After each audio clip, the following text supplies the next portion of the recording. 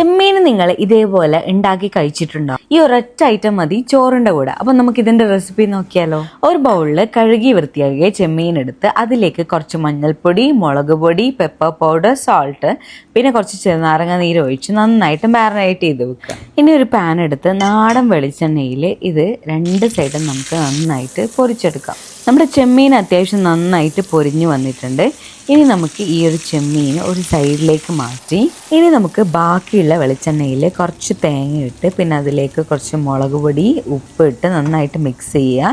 ഇത് ചെമ്മീനും ചേർത്ത് നന്നായിട്ട് മിക്സ് ചെയ്തതിന് ശേഷം കുറച്ച് വെള്ളം ഒഴിച്ചിട്ട് നമുക്ക് വെള്ളം വറ്റുന്ന വരെ ഇതുപോലെ വേവിച്ചെടുക്കാം. ഈ ഒരു സ്റ്റെപ്പ് നിങ്ങൾ ഒരിക്കലും മിസ് ചെയ്യാൻ പാടില്ല കേട്ടോ. കാരണം നമ്മുടെ തേങ്ങയിലേക്ക് ചെമ്മീൻ്റെ ഒരു ഫ്ലേവറൊക്കെ നന്നായിട്ട് ഇറങ്ങിയിട്ടുണ്ടാവും. അപ്പോഴത്തേക്കും നമ്മുടെ തേങ്ങയൊക്കെ നന്നായിട്ട് മൊരിഞ്ഞിട്ടുണ്ടാവും. അതിനുശേഷം നമുക്ക് കുറച്ച് കറിവേപ്പില ഇട്ട് കൊടുക്കാം.